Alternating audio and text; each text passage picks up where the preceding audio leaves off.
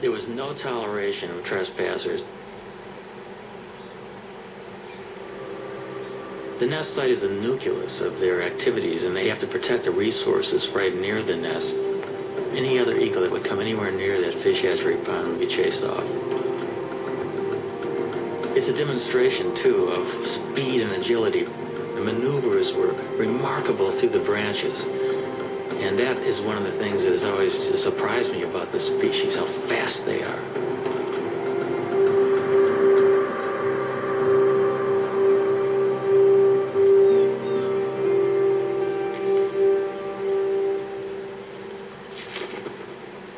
All winter, even as temperatures dip to 20 below, the pair has worked together refurbishing the nest.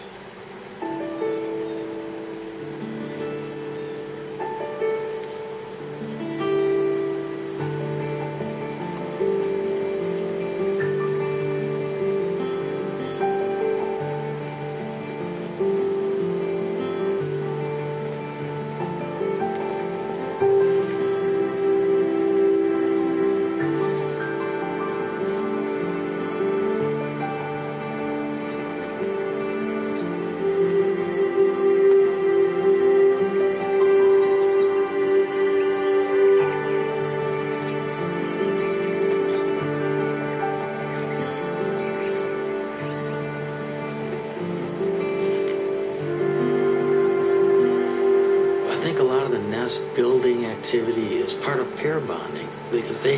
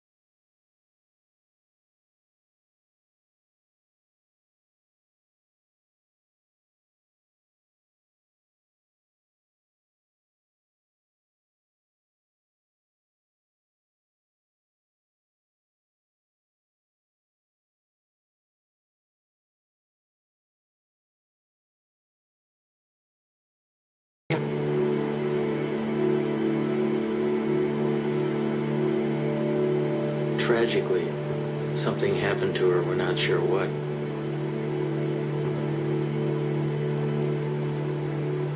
There's so many things out there that can work against the survival of these magnificent birds, and makes you realize how fragile their existence actually is.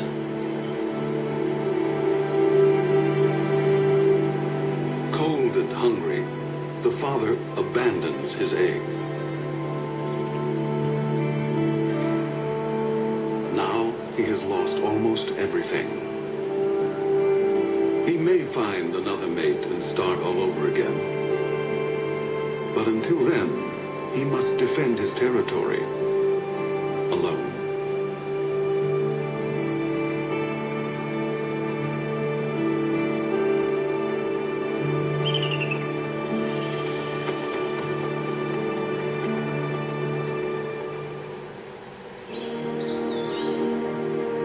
When Europeans arrived in North America, the continent teemed with as many as 500,000 bald eagles.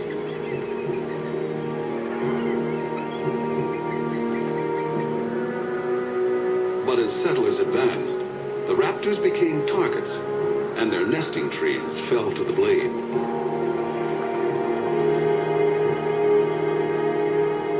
For raptor specialist Bob Anderson, the pioneer's attitude was simply arrogant and ignorant.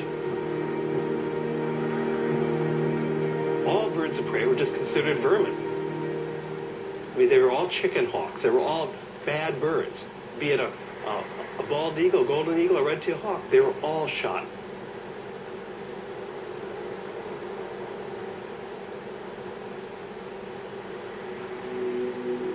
At the start of the 20th century, bald eagles were under siege across the lower 48. Alaska seemed like the last wild place, and there the bald eagle thrived. But in 1917, the territory introduced a cash bounty. By mid-century, over 120,000 eagles had been shot. And the gravest threat was still to come. After World War II, DDT came into widespread use to control insect pests. Bald eagle numbers went from decline to freefall. When I was a kid, just to see a bald eagle was just a once-in-a-lifetime experience. The phones would ring if a bald eagle was seen anywhere. I mean, everybody would call. It would be on the front page of the paper. A bald eagle was seen. DDT made eggshells thin and fragile, sharply reducing the number of hatching chicks. The crash was taking place so rapidly, I was just convinced whatever eagle I saw was just going to be a dinosaur. In my lifetime, they were going to be extinct. In the 1960s, just over 400 nesting pairs remained in the continental United States.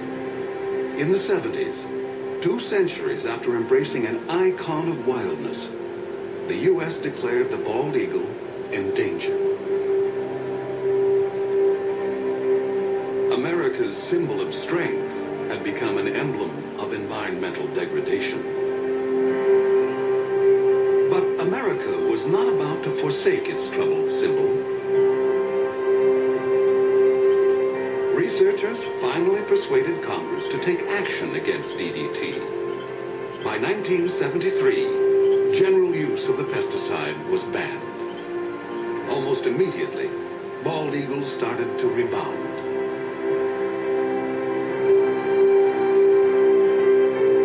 In 2007, the American eagle was removed from the endangered species list. By tapping our own better natures, we had given primal nature a second chance.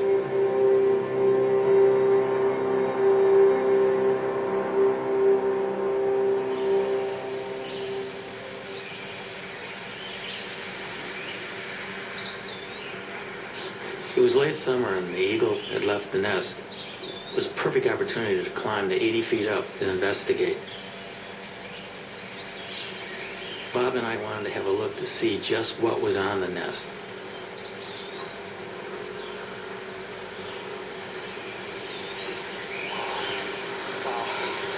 Wow, look at the food up here. Amazing. Here's a skull of some mammal, the top part of the brain of some mammal. And here we've got the remains of this is a rabbit foot. Here, you can see a little bit of the femur. bones here, and here's a feather, dark feather that almost looks like it might be from a crow, possibly a duck. Bob and Neil decide to look for possible positions to put cameras. Bob is a nest cam expert. One thing that we're really hoping to install here in the next week or two are multiple cameras. You know, one on this limb, maybe one on this limb, perhaps one on the other limb, all pointing into this general area, the bowl of the nest.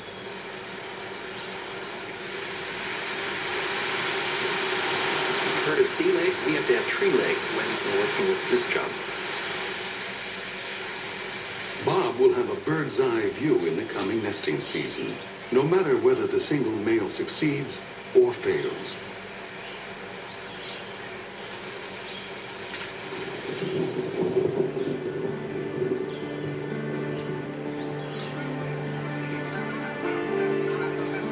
October in the upper Mississippi Valley. The fall weather is mild, and eagles are free from the burdens of the nest.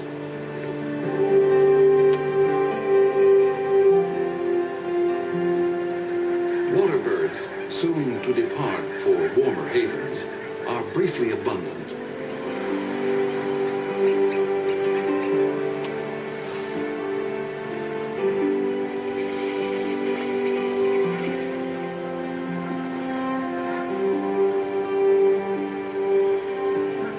Joining the eagles that live here year-round are bald eagle migrants flying south from Canada.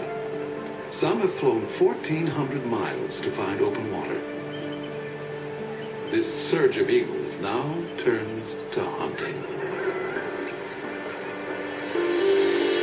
Bald eagles will sometimes chase mallards, but the river offers much easier prey.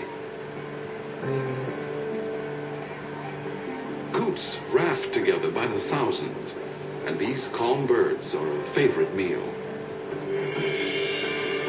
A strong wind allows an eagle the rare chance to hover like a smaller raptor, the kite.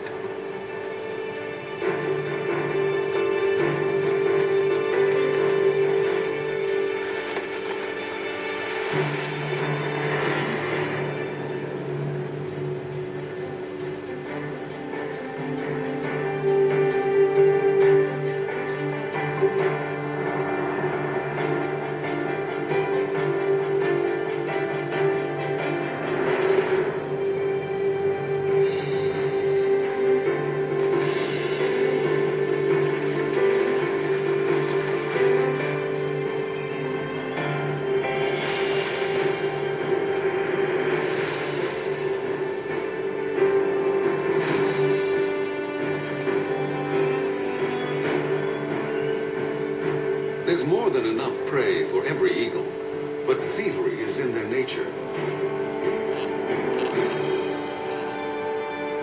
As one hunter lands at a muskrat hunt, other eagles immediately try to steal his prize.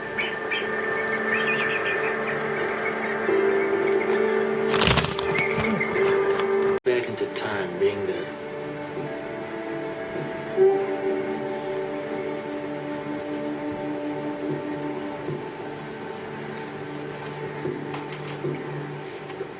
Because bald eagles do specialize often in fish, their feet are modified with tiny projections on the bottom of the toes and the pads of the feet, which actually make it easy for them to grip fish. Their beaks are incredibly efficient at ripping the flesh of fish and other prey that they catch.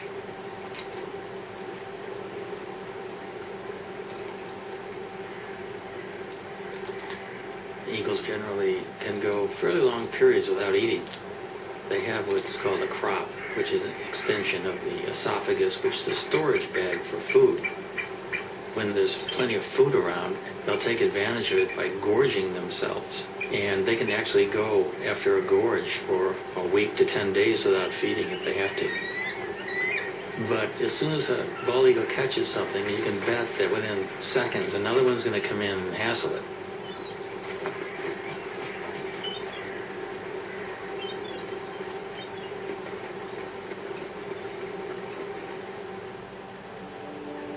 Back along the Mississippi Mississippi, autumn is on the wane.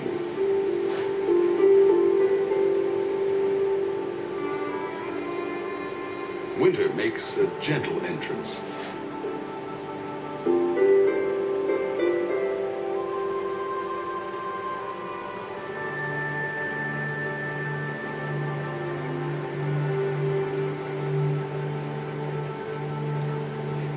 Bald eagles can now walk on the river, although some seem to prefer skating.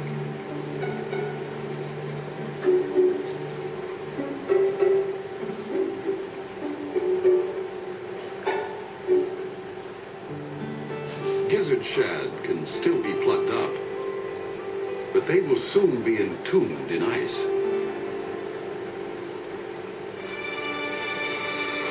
As open water freezes over, an eagle must be ever more precise.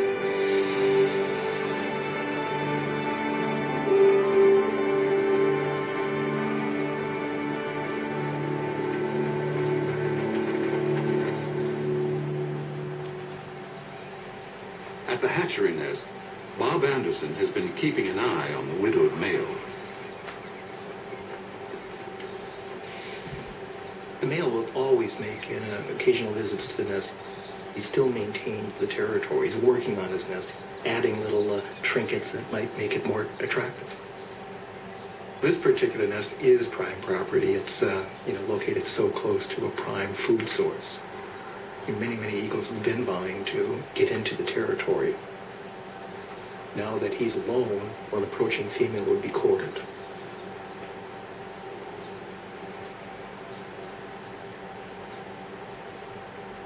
After rearranging his corn husks, the male sets off to cover his territory.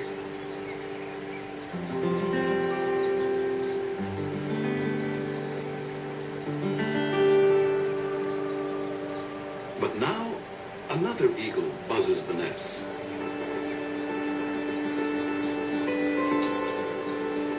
It's a female.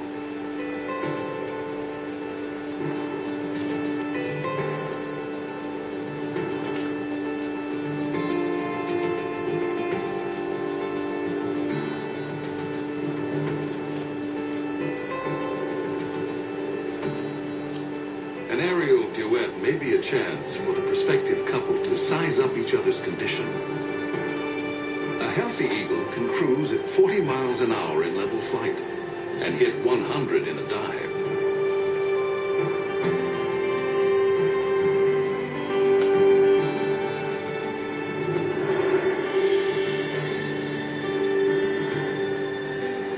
After a few minutes with their heads in the clouds, the courtship is over.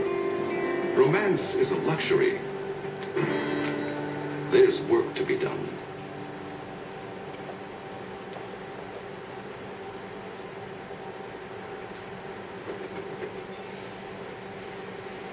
When the eagles first land together on the nest, they're a little bit apprehensive, and I think the moving around of sticks together and grass together just kind of cements the bond. It kind of creates the marriage that will only get deeper and deeper as the weeks progress.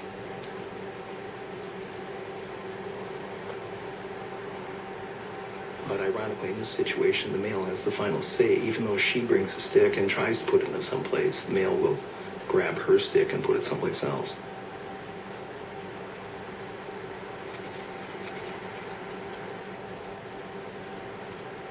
We think she's a 4-year-old. She does have speckles on her head, but you can see a little dark streak on the top of her beak. That dark streak tells us that maybe she's a 4-year-old. He's got a young bride, probably coming into her first breeding season.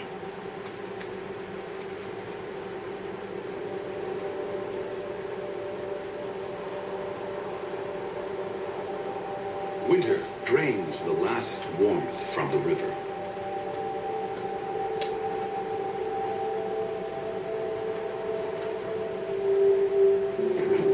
Fresh perils appear for all the creatures along the Mississippi.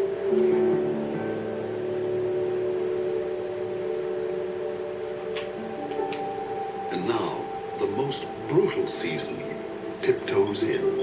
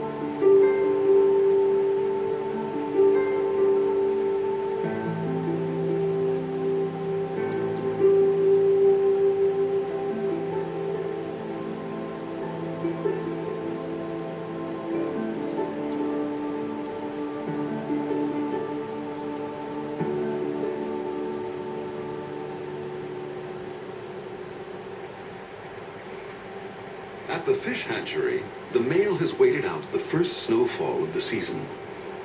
Each storm will test his nest against the wind and the extra weight of snow and ice.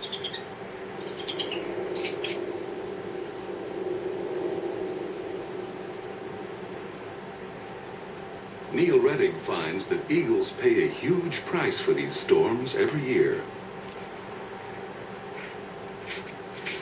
What we've got scattered all over the ground here is the remains of this eagle nest, which just fell a couple nights ago in a windstorm. It was in a crotch of a silver maple up above me here. And this is the nest bowl itself. And encrusted in this nest bowl is the center of the nest bowl is right here, is all these coot feathers and prey remains. There's scales of fish on here. On the top of the nest is a chunk of ice, which is typical this time of the year, and the eagles are dealing with ice in preparation of egg laying. But, you know, it's such a shame. These eagles worked hard since October, and in one violent windstorm a couple days ago, the whole thing is over for the season. Nature isn't the only challenge for bald eagles. Deer carcasses are a consistent meal through the winter. But not all these deer die a natural death.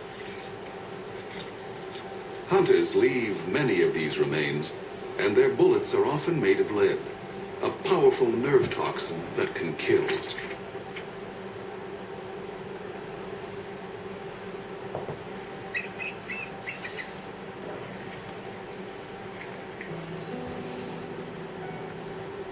Watching an eagle dying from lead poisoning, suffering, is one of the most saddening and moving experiences I can remember seeing.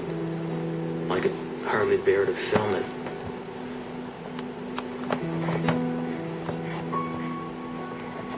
The lucky ones are the ones that are discovered by humans. And with the kind help of animal rehabilitators, these birds can be saved.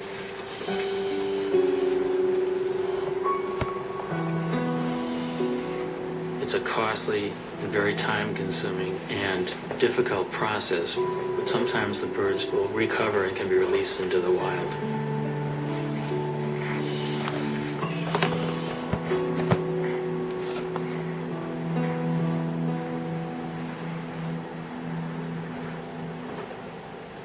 In a workshop beneath the Iowa hatchery nest, Bob Anderson checks on his reality show.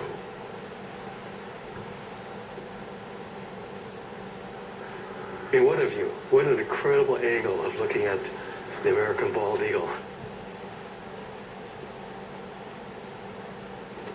And there she is also. And he's the boss, boy. This is his nest. I mean, he calls the shots. He's in charge of all construction. But no matter what she does, he comes back and rearranges it. And 100% of the time.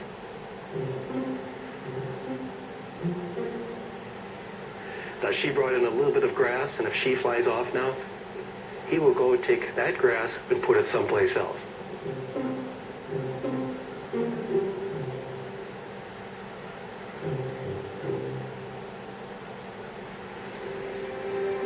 Despite squabbles over decor, the new couple is starting to embrace their common purpose. You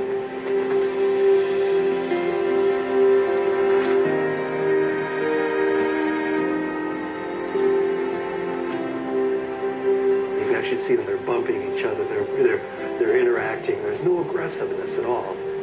A month ago, they would have never tolerated this being this close to each other. It's like now they're a team. We know that they're getting close to laying their eggs when you start seeing this behavior. The young female lays her quarter-pound egg before dawn.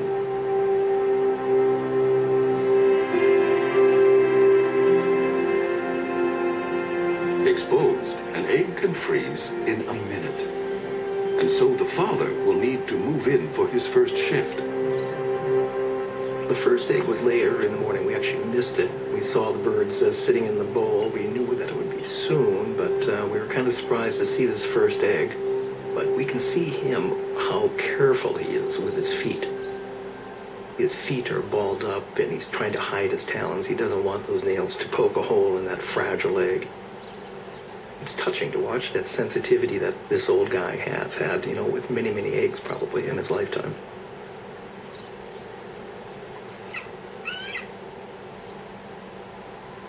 If a second egg is coming, it's due 2 days after the first. Come on, stand up.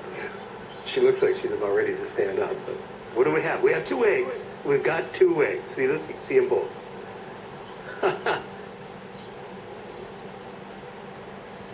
So you feel like a papa? When they hatch, I'll feel like a papa. Yeah. Now we just have to wait 35 days from today to see our first baby. If eagles can feel pride or joy, the new parents must be brimming over. They will now work nearly unbroken shifts, but even such an effort can't guarantee that the eggs will hatch safely, especially since they must survive one of the longest incubations of any bird along the upper Mississippi.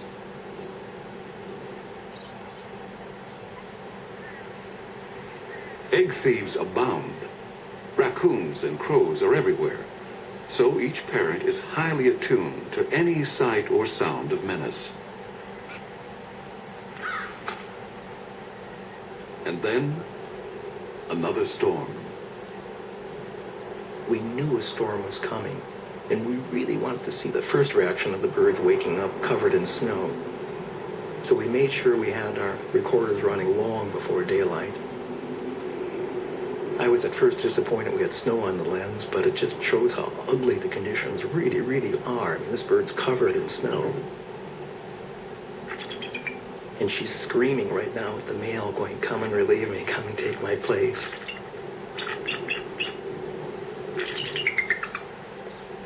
And he does.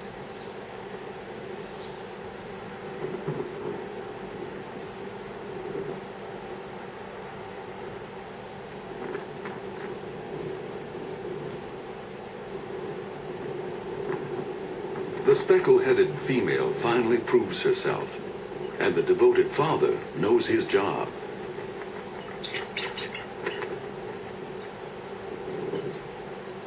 With a little luck, the eggs will hatch in another week.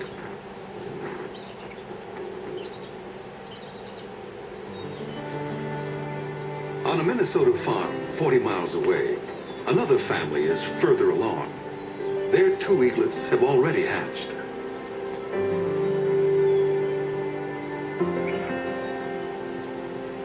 The mother feeds her 4-day-old daughter. The 2-day-old male, hardly able to hold his head up, doesn't seem to be getting a fair share. Although both parents are dedicated, they have a blind spot for one particular peril, one within the family. Sibling rivalry.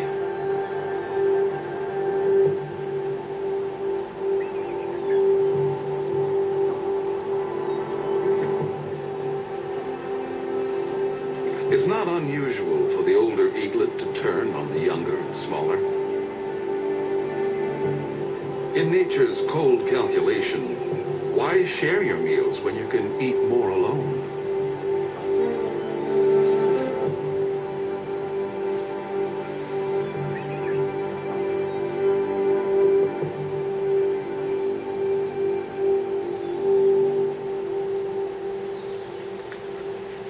Neil has been documenting the story from a stifling blind just a stone's throw from the nest.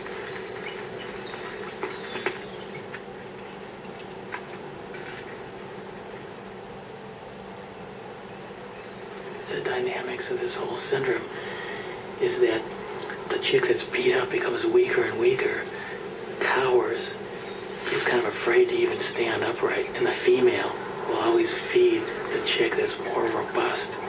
It's called the Cain and Abel syndrome. The feedings go on for about 5 to 8 minutes, sometimes maybe 12 minutes. The bigger chick is getting up to 30 or 40 pieces of food per feeding. The little one would get about 6 to 8 pieces. The last few days we've been worried a lot about whether the younger, smaller chick is going to survive or not. So we got our fingers crossed that little UD, we call him Underdog, is going to be okay.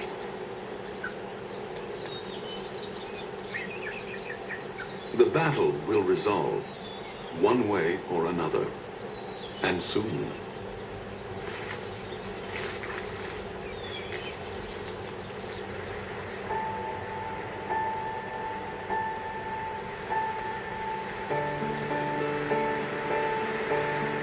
Water flows again at last. Spring has come to the upper Mississippi.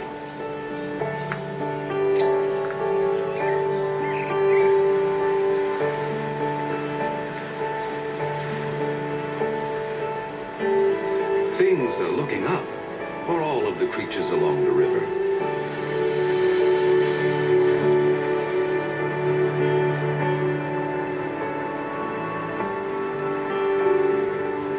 Eagles visiting from Canada now return north to their nesting territories.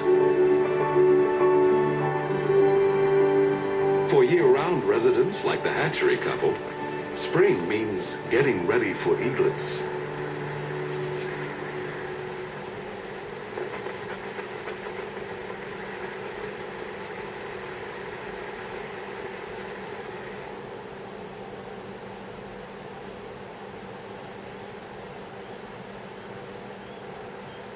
The first baby's hatched now, and you can see how kind of inept and clumsy this young bird is. She doesn't quite know what to do. That baby's begging for food, and yet she's not fully responding to it. And yet there's food off to the right in the nest. And these first few days were so painful for us. If it wasn't for the male, I don't think the babies would have survived.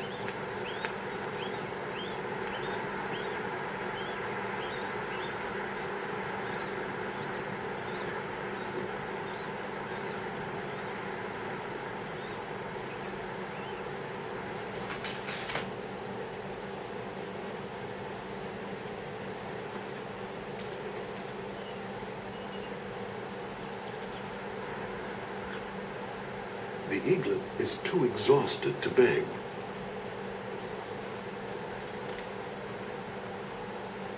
And now the mother starts to feed herself.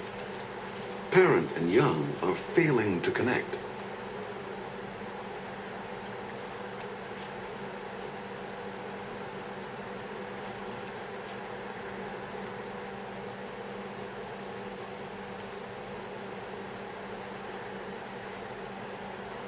Suddenly, the mother focuses on her chick, as if seeing it for the first time.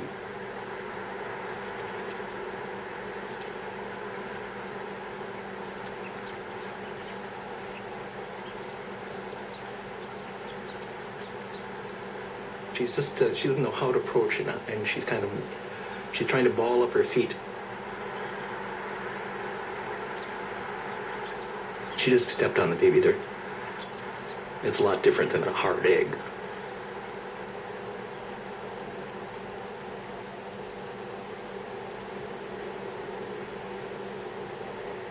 This shot here really just surprises. She had her tail facing into the wind.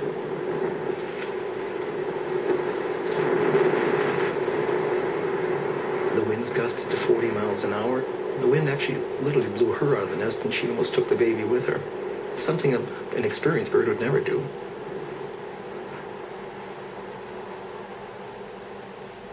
It's been a trying day, and the stakes are only going up.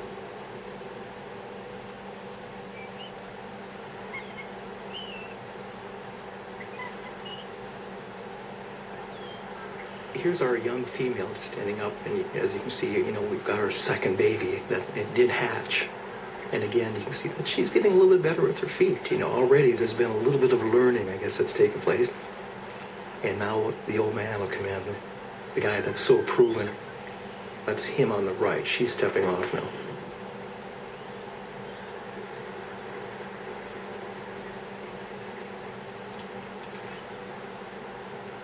Here's the adult male. He's clearly fed babies before. He just walks in and he'll put the food right in that baby's beak after 1 or 2 tries. He's very experienced. And patient. It will take the eaglet a little practice to actually get something to eat.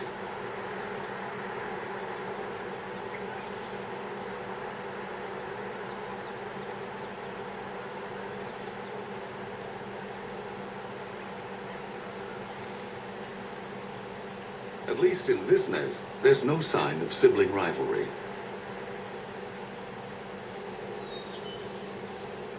At the Minnesota farm, Neil waits for the outcome of the sibling battle. The sister is alive and sassy, but what about Underdog?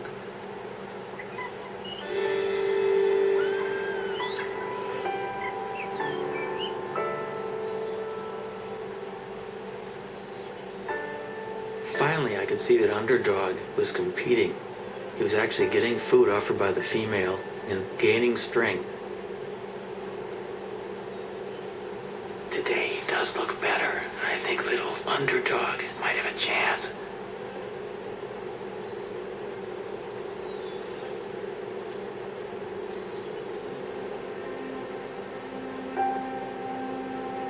Once the eaglets were 6 to 7 weeks old, the Cain and Abel syndrome was long past, and they were both healthy and vigorous.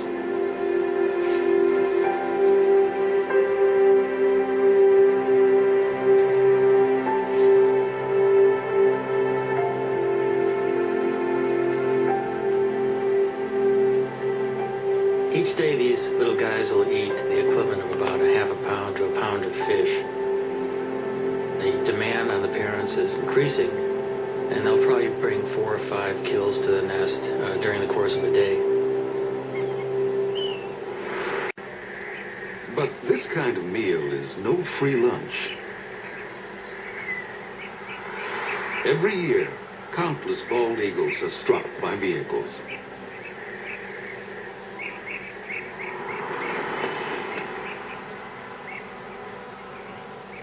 Losing either parent may hurt the young eagle's chances of fledging.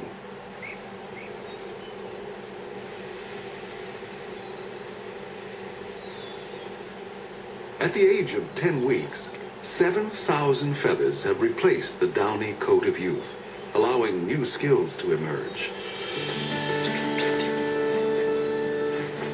Underdog starts building up strength with short flights to nowhere.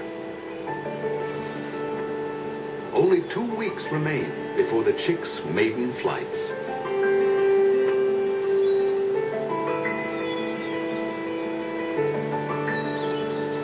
Summer along the Mississippi seems like a carefree season, but new challenges lie ahead.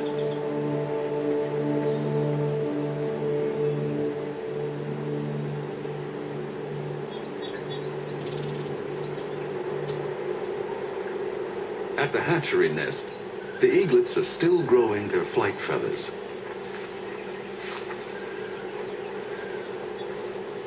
Underdog and his sister are closer to independence, and no one declares independence without taking risks. This nest is about 60 feet off the ground. Both eaglets are jumping up and down and wing exercising and getting ready to make that first jump off the nest, the first journey into the sky. Nearby, other young eagles are already on the wing. It must feel really wonderful to have your first flight underway and feel the wind rushing by.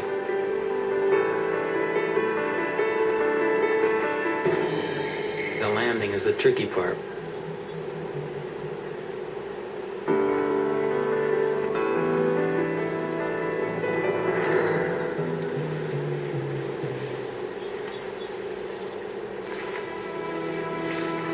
Underdog tests his engines at full power.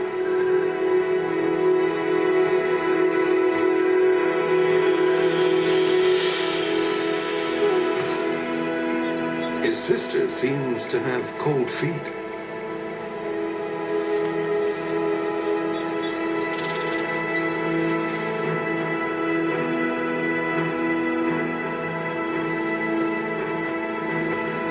The wind picks up. An underdog leans into it.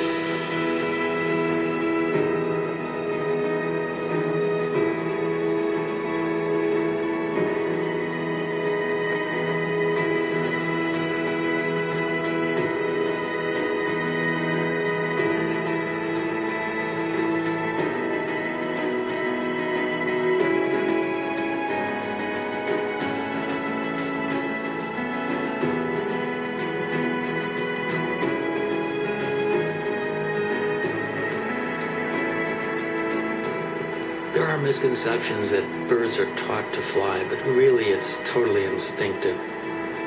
They do chase their parents around, however, possibly to steal fish, and also because they're bald eagles, they're social.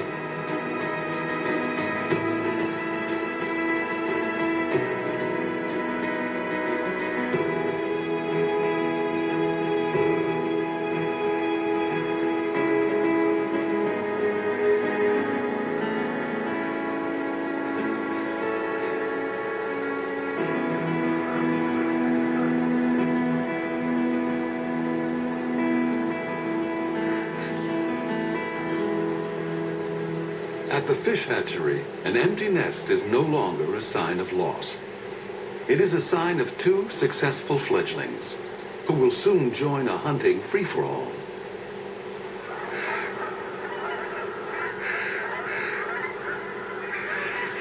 As fall arrives, a cycle of seasons is completed.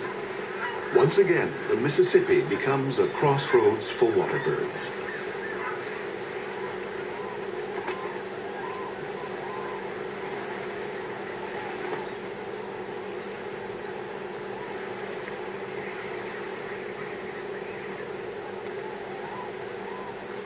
For this year's fledgling eagles, the time has come for the next big test.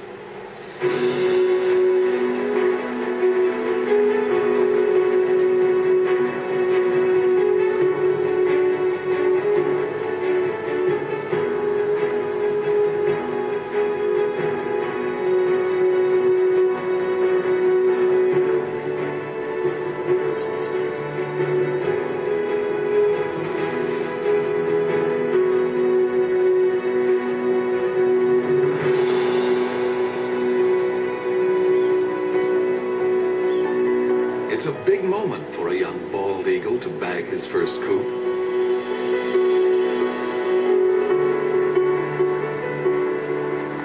The bald eagle's a survivor. It's gone through really bad times, and now it's prevailing. It's an illustration that we can make a difference, and we can be stewards of this planet.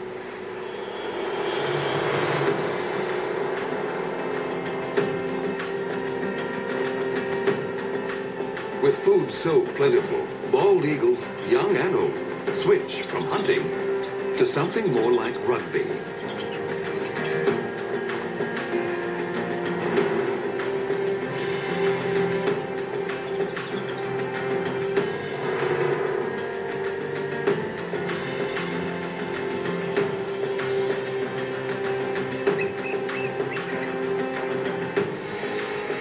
Only one human generation ago, such a celebration of eagles could not have been witnessed on the Mississippi. I think the story of the American eagle is a great parallel to the triumphs and tribulations of our country. And if we look at the eagle as a role model, I think these birds are kind of living a struggle for existence and freedom, just like our country. And I can't think of a better national symbol than the bald eagle.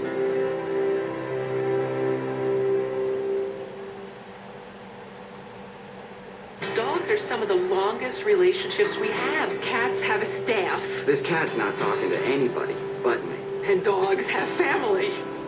I'll do anything.